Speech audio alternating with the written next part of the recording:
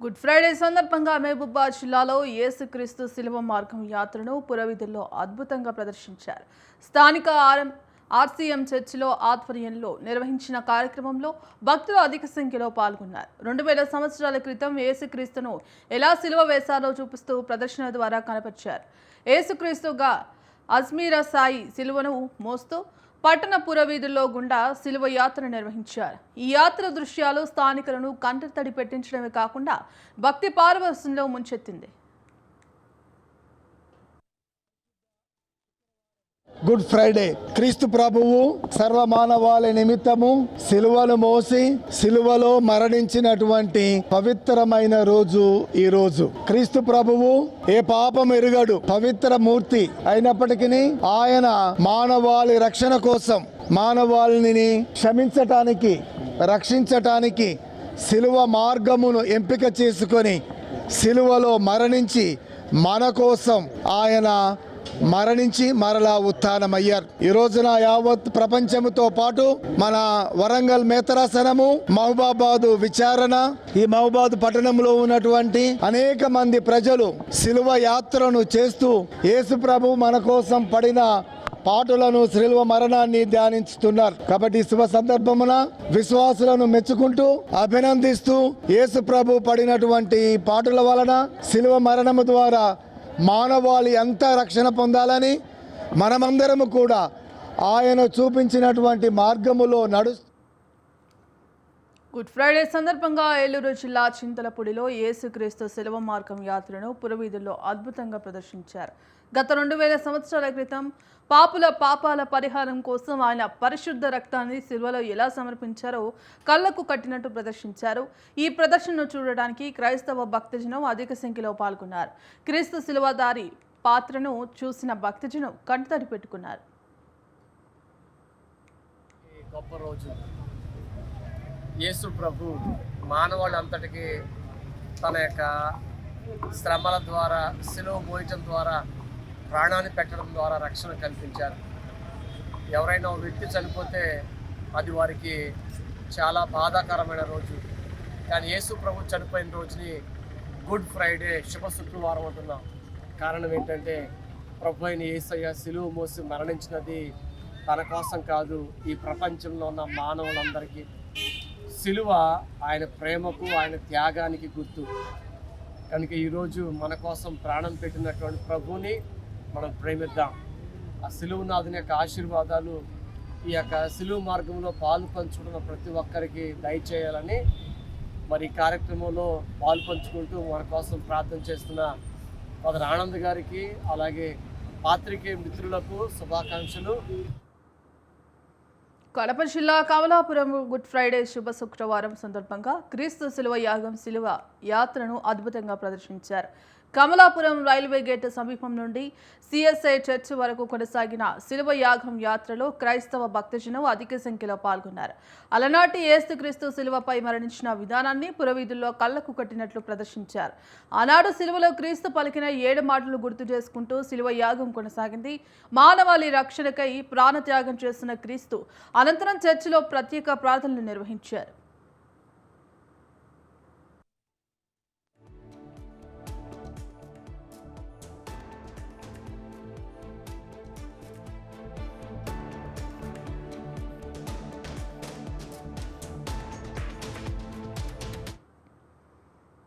AP రాష్ట్ర రాజధానిగా అమరావతికి చట్టబద్ధత లభించడంతో కర్నూలు జిల్లా ఆలగడ్డలో టీడీపీ శ్రేణులు సంబరాలు జరుపుకున్నారు. జాతీయ విత్తనాభివృద్ధి సంస్థ మాజీ చైర్మన్ ఏవి సుబ్బారెడ్డి ఆధ్వర్యంలో భారీ కేక్ కట్ చేసి ఆనందాన్ని షేర్ చేసుకున్నారు. అమరావతి అభివృద్ధికి నిర్ణయం దోహదపడుతోందని నాయకులు పేర్కొన్నారు. ఇకపై పట్టణంలో టీడీపీ కార్యక్రమాలలో జనసేన నాయకులను కలుపుకొని ముందుకు సాగుతామని ఏవి సుబ్బారెడ్డి వెల్లడించారు. విషయంలో చాలా చొరవ చూపించి లోక్సభలో, రాజ్యసభలో ఆమోదింపజేయడం అనేది చాలా రాష్ట్ర ప్రజలకు శుభసూచకం. ఈరోజు ఆ సందర్భంగా ఏవి సుబ్బారెడ్డి గారి యూత్ అంతా ఈ కేక్ కట్ చేసే ప్రోగ్రాంకు నన్ను పిలిచినందుకు చాలా సంతోషం. మనకు రాజధాని అనేది ఒకే చోట ఉంటే చాలామంది కన్వీనియంట్ కూడా. ఎందుకంటే ఒక పనికి పోయిన తర్వాత మిగతా ఆఫీసులన్నీ ఒకే చోట చూసుకొని రావడం అనేది చాలా అనుకూలంగా ఉంటుంది అందరికీ. అదే సెక్రటేరియట్ ఒక చోట ఇంకోటి ఒక చోట ఉన్నప్పుడు అది పని చేయాలంటే వైజాగ్ వెళ్ళాలి, ఇక్కడ కావాలి, అన్నీ చూసుకోవడం చాలా కష్టమైపోతుంది. ఒకే చోట ఉండడం అనేది చంద్రబాబు నాయుడు గారి ఆలోచన సరైనదని నేను నమ్ముతున్నాను. అలాగే మన కర్నూలుకి మొట్టమొదట అన్యాయం జరిగిన చంద్రబాబు నాయుడు గారు అయితే హైకోర్టు ఇస్తా అని చెప్పడం జరిగింది. ఆయన చెప్పినది చేస్తాడని నమ్ముతూ త్వరలో మన కర్నూలు కూడా హైకోర్టు ఇస్తారని నమ్ముతూ ఇందాక సూర్యనారాయణ రెడ్డి గారు చెప్పినట్టు నిన్నటి దినము మరవలేని దినము, చాలా శుభ పరిణామము. ఎందుకంటే పార్లమెంట్లో కానీ ఇటు రాజ్యసభలో కానీ అమరావతి రాజధానిగా తీర్మానం చేయడం జరిగింది. ఈ తీర్మానం వల్ల భవిష్యత్తులో ఆ రాజధానిని కదిలించడానికి ఎవరితరం కాదు, ఇటువంటి మంచి కార్యక్రమానికి దోహదపడిన మన చంద్రబాబు నాయుడు గారి కృషికి, దీన్ని మంచి ఉదయంతో ఆహ్వానించిన మోడీ గారికి, అమిత్ షా గారికి కూడా ఈ సందర్భంగా కృతజ్ఞతలు తెలియజేసుకుంటున్నాము. అమరావతి అనేది ఒక చరిత్రలో నిలిచిపోతుంది. అలాగే అమరావతి ఏ విధంగా చరిత్రలో నిలిచిపోతుందో చంద్రబాబు నాయుడు గారు, మన తెలుగుదేశం పార్టీ కూడా చరిత్రలో నిలిచిపోతుందని ఈ సందర్భంగా. అనకాపల్లి జిల్లా యలమంచిలి నియోజకవర్గం అచ్యుతాపురం మండలంలో పలు అభివృద్ధి కార్యక్రమాలు శరవేగంగా దూసుకుపోతున్నాయి. ఎమ్మెల్యే సుందరపు విజయకుమార్ ప్రారంభించారు. CM Chandrababu, deputy CM Pawan కళ్యాణ్లకు ఈ సందర్భంగా ఆయన ధన్యవాదాలు తెలిపారు. 2 సంవత్సరాలుగా చేసిన అభివృద్ధి పనుల్లో 10% కూడా గత వైసీపీ ప్రభుత్వం చేయలేకపోయిందని విమర్శించారు. ప్రభుత్వం మోడీ గారి సహాయ సహకారాలతో, చంద్రబాబు నాయుడు గారి నాయకత్వంలో, అలాగే పవన్ కళ్యాణ్ గారి నాయకత్వంలో ఈరోజు ప్రతి గ్రామంలో కూడా మరి ఎప్పటి నుంచో మామూలుగా కాదు, వాళ్ళ జీవితంలో ఎప్పుడు కూడా రోడ్లు చూడలేని వాళ్ళంతా కూడా ఈరోజు రోడ్లు చూస్తూ ఉన్నారు. మరి అభివృద్ధి కార్యక్రమాలు అంటే ఏంటో ఈరోజు కూటమి వచ్చిన తర్వాత చంద్రబాబు నాయుడు గారి నాయకత్వంలో, పవన్ కళ్యాణ్ గారి నాయకత్వంలో ఈరోజు కనపడతా ఉంది. ఈరోజు అనేకమైనవి ఇక్కడ రోడ్లన్నీ కూడా మనం వేసుకోవటం జరిగింది. ఎప్పటి నుంచో మేము వచ్చిన దగ్గర నుంచి కూడా ఇక్కడ రోడ్డు కావాలి, మాకు రోడ్డు కావాలని చెప్పి గత 50-60 సంవత్సరాల నుంచి అందరినీ అడిగినా కూడా చేసే పరిస్థితి లేని పరిస్థితుల్లో ఈరోజు మరి ఈ ఎన్ఆర్జీఎస్లో అవనాయండి, లేదా స్పెషల్ గ్రాంట్స్ నుంచి కానీ, మరి ఈఆర్ కానీ, ఆర్ఎండ్బి కానీ ఈ నియోజకవర్గం మొత్తంలో కూడా మరి వేయటం జరిగింది. ఖమ్మం జిల్లా పాలేరు, కూసుమంచి, ఖమ్మం రూరల్ మండలాల్లో మాజీ ఎమ్మెల్యే కందాల ఉపేందర్ రెడ్డి విస్తృతంగా పర్యటించారు. ఈ సందర్భంగా ఖమ్మం రూరల్ మండలం తెల్లూరుపల్లి గ్రామానికి చెందిన ఇటీవల ఆరోగ్యానికి గురైన సిపిఎం పార్టీ కేంద్ర కమిటీ సభ్యులు తమ్మినేని వీరభద్రాన్ని పరామర్శించారు. ఆయన యోగక్షేమాలు తెలుసుకున్నారు.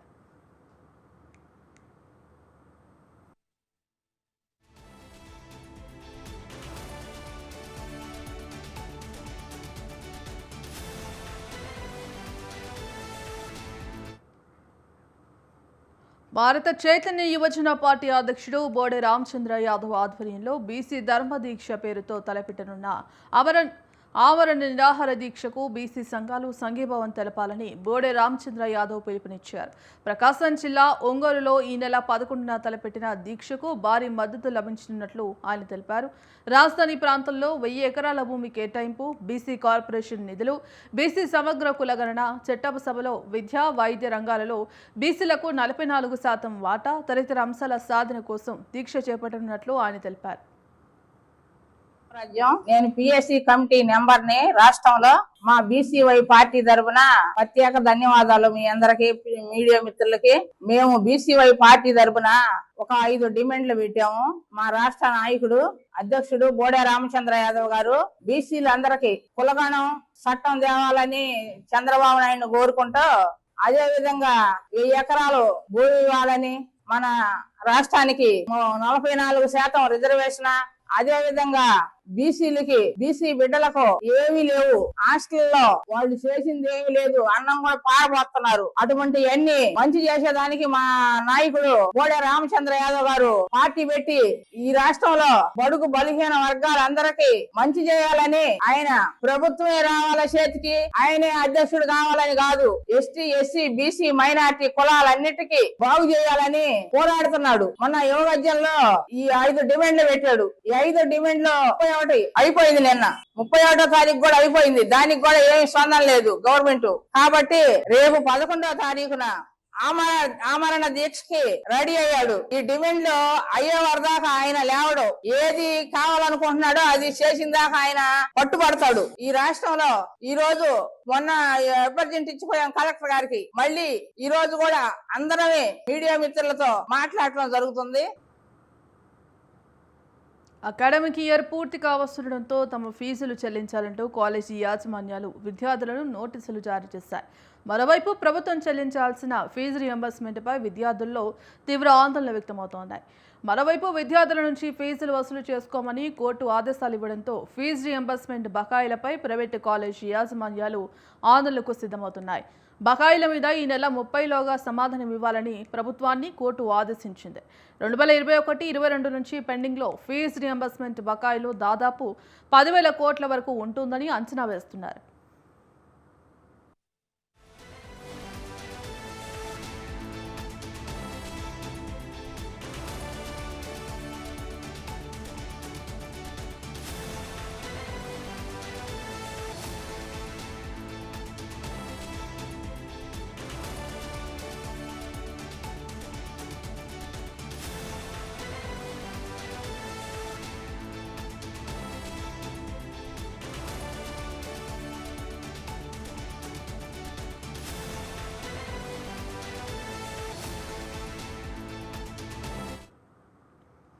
విశాఖ సింహాచలం గురుకుల పాఠశాలను మాజీ మంత్రి గంటా శ్రీనివాసరావు సందర్శించారు.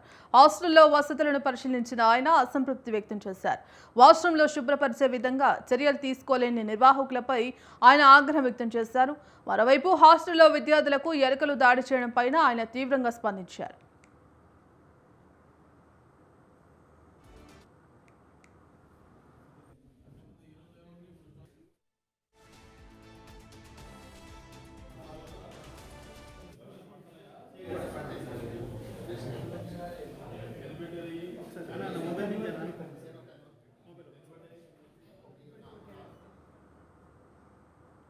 గచ్చిబౌలి పోలీస్ స్టేషన్ పరిధిలోని పబ్లలో ఈగల్ టీం పోలీసులు తనిఖీలు నిర్వహించారు.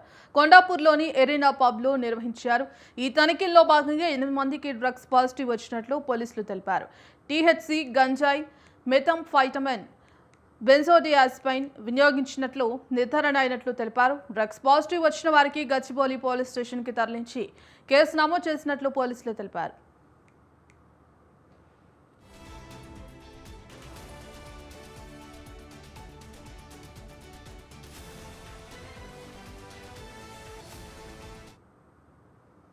ములుగు జిల్లా తాడ్వాయి ఎస్ఎస్ మండలం మేడారంలో గిరిజనేతరులు నిర్మించుకున్న షెడ్లను గ్రామ పంచాయతీ అధికారులు కూల్చివేశారు. గిరిజనేతరులు నిర్మించుకున్న షెడ్లపై అనుమతులు లేవన్నారు. కాగా ఎలాంటి నోటీసులు ఇవ్వకుండా తమ షెడ్లను కూల్చివేశారని బాధితులు ఆవేదన వ్యక్తం చేశారు. గిరిజనులతో తాము ఎప్పటి నుంచో ఇక్కడే స్థిర నివాసాలు ఏర్పాటు చేసుకున్నామని వాపోయారు.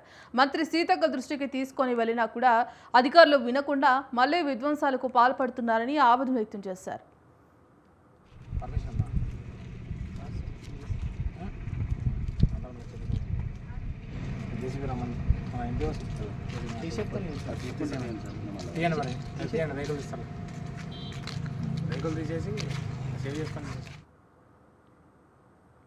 ఖమ్మం జిల్లా సత్తుపల్లి మండలం నారాయణపురం గ్రామంలో అక్రమంగా ఇసుక రవాణా చేస్తున్న 3 టిప్పర్ లారీలను విజిలెన్స్ అధికారులు సీజ్ చేశారు. తెలంగాణలో ఇసుకకు డిమాండ్ ఉండడంతో ఆంధ్ర నుంచి అధిక ధరకు సప్లై చేస్తున్నట్లు తెలుస్తోంది. ఆంధ్రలో ఉచితంగా లభిస్తుండటంతో ఆంధ్ర, తెలంగాణ రాష్ట్రాలకు చెందిన కొందరు వ్యక్తులు ఇసుక మాఫియాగా ఏర్పడి అక్రమ ఎగుమతులకు తెరలేపినట్లు అధికారిక సమాచారం. ఆంధ్ర నుండి సత్తుపల్లి నియోజకవర్గంలో సరిహద్దు ప్రాంతాలైన మేడిశెట్టివారిపాలెం, గురుబట్లగూడెం, దుద్దిపూడి, వెంకటాపురం, జయలక్ష్మీపురం, ముత్తుగూడెం, పెరువంచల మీదుగా తెలంగాణలోని ప్రధాన నగరాలకు తరలిస్తున్నట్లు పోలీసులు పేర్కొన్నారు.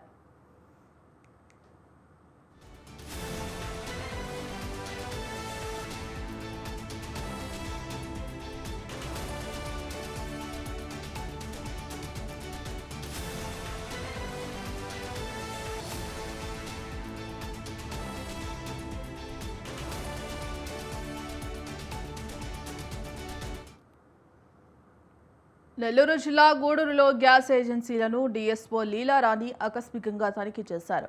స్టాక్ వివరాలను, రికార్డులను తనిఖీ చేశారు. స్థానిక గ్యాస్ ఏజెన్సీలపై జిల్లా అధికారులకు ప్రజల నుండి ఫిర్యాదు వెలువెత్తడంతో అధికారులు తనిఖీలు చేపట్టారు. గ్యాస్ సరఫరాలో డెలివరీ బాయ్స్ చేతివాటం ప్రదర్శిస్తున్నారని డీఎస్ఓ లీలారాణి ఆగ్రహం వ్యక్తం చేశారు.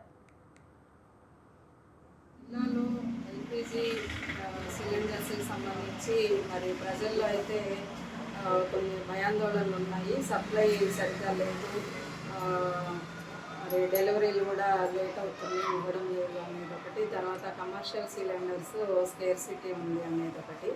ఈ రెండింటి గురించి కూడా మరి ఏజెన్సీలు ప్రత్యేకంగా డెలివరీ బాయ్స్ అనేవాళ్ళు ఓటీపీలు చెప్పించుకుంటున్నారు, డెలివరీ మాత్రం ఇన్ టైంకి ఇవ్వడం లేదు అని చెప్పేసి కన్జ్యూమర్స్ నుంచి ఎక్కువ కంప్లైంట్స్ మరి డిఎస్ ఆఫీస్లో ఉన్న కాల్ సెంటర్కి రావడం జరుగుతూ ఉంది.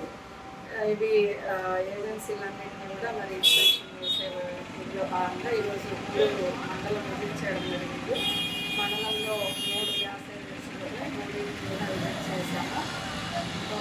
ఇప్పుడైతే ప్రస్తుతము సప్లై అనేది డొమెస్టిక్ కానివ్వండి 100% వస్తుంది. ఎవరికి కూడా ఆందోళన అవసరం లేదని చెప్పేసి ముఖ్యంగా తెలియజేస్తున్నాము. డొమెస్టిక్ సిలిండర్స్ అనేటివి మీరు బుక్ చేసుకున్న ఒక 3-4 డేస్ కల్లా కూడా డెలివరీ ఇవ్వడం జరుగుతుంది.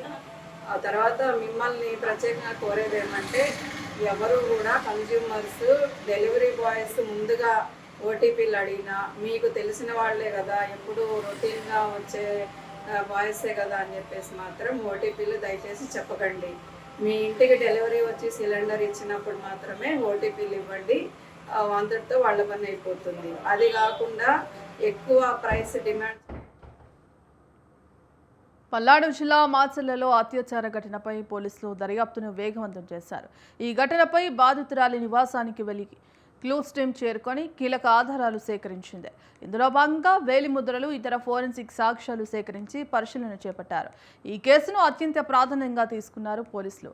జిల్లా అడిషనల్ ఎస్పీ సాయి అధికారి మాచర్లలో మకాం వేసి దర్యాప్తును పర్యవేక్షిస్తున్నారు. నిందితులను త్వరగా పట్టుకునేందుకు ప్రత్యేక బృందాలతో విస్తృత గాలింపు చేపట్టారు. ఇది తెలిసిన వారి పనా లేక బయట వ్యక్తుల అనే కోణంలో పోలీసులు దర్యాప్తు చేస్తున్నారు.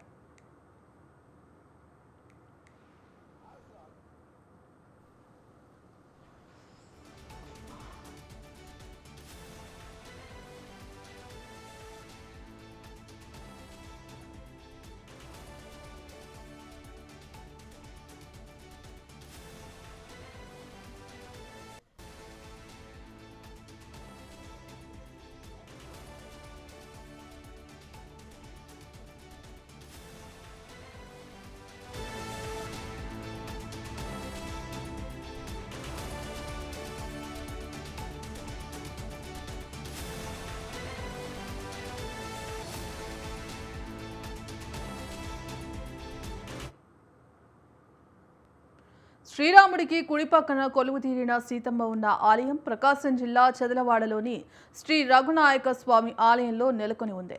ఇక్కడ శ్రీరామనవమికి కళ్యాణం జరిగేటప్పుడు గరుడ పక్షి ఆకాశంలో ప్రదక్షిణలు చేస్తోంది. ఈ ఆనవాయితీ నేటికి కొనసాగుతోంది. ఇక్కడ భద్రాచలంలో శ్రీరామనవమి జరిగిన 9వ రోజు ఇక్కడ కళ్యాణం జరుగుతోంది. 1450 ఏళ్ల క్రితం అగస్త్య మహర్షి చదలవాడకు వచ్చి శ్రీ రఘునాయక స్వామి ఆలయాన్ని ప్రతిష్ఠించారు.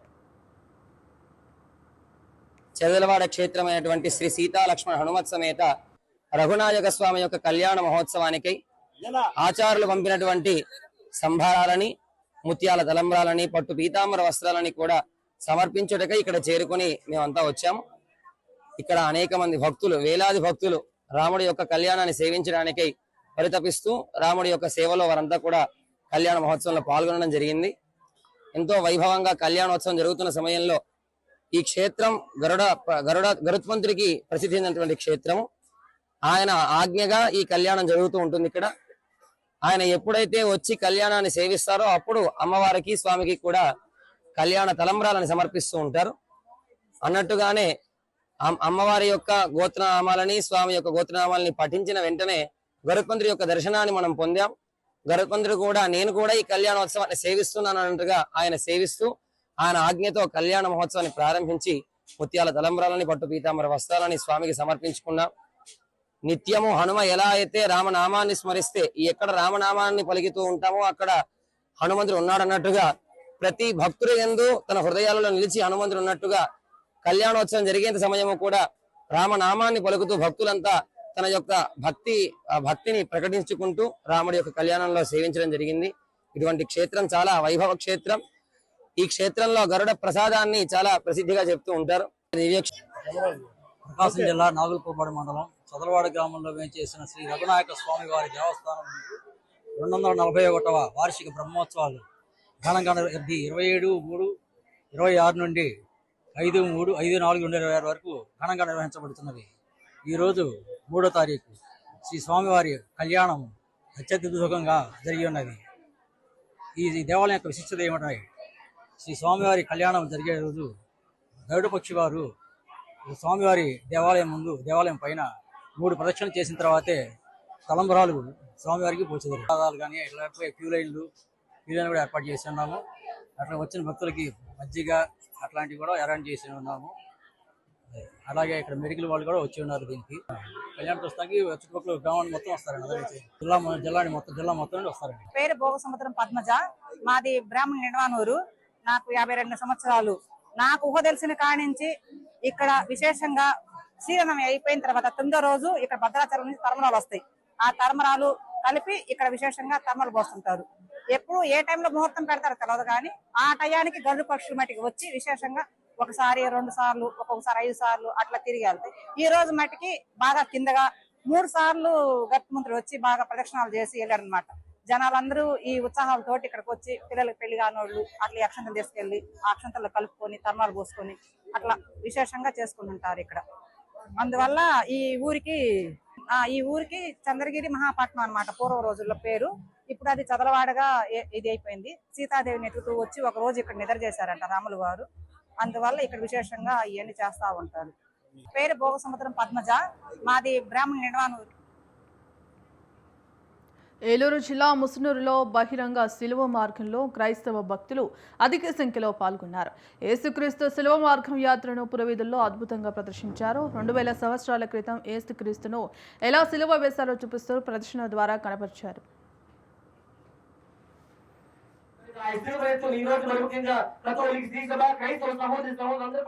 సంతోషంతో ఈ శిలువ మార్గంలో పాల్పంచుకోవాలంటే దేవుని కృప కనుక ఆ శిలువలో మనమందరం కూడా మన యొక్క పాపాలు క్షమించబడాలి. అందుకని ఎఫెసీయులకు రాసిన పత్రికలో ఆ క్రీస్తు కొరకు చిందించిన రక్తము ద్వారానే నీకు నాకు పాప క్షమాపణ, నీ యొక్క పాపము నా యొక్క పాపములు క్షమించబడాలంటే ఆ క్రీస్తు కొరకు యొక్క శిలువలో కాచినటువంటి ఆ యొక్క రక్తము చేత నీవు నేను కడగబడాలి. హల్లెలూయా హల్లెలూయా హల్లెలూయా. ఆయన చిందించిన రక్తము ద్వారానే మన పాపలు కడుగబడతాయి.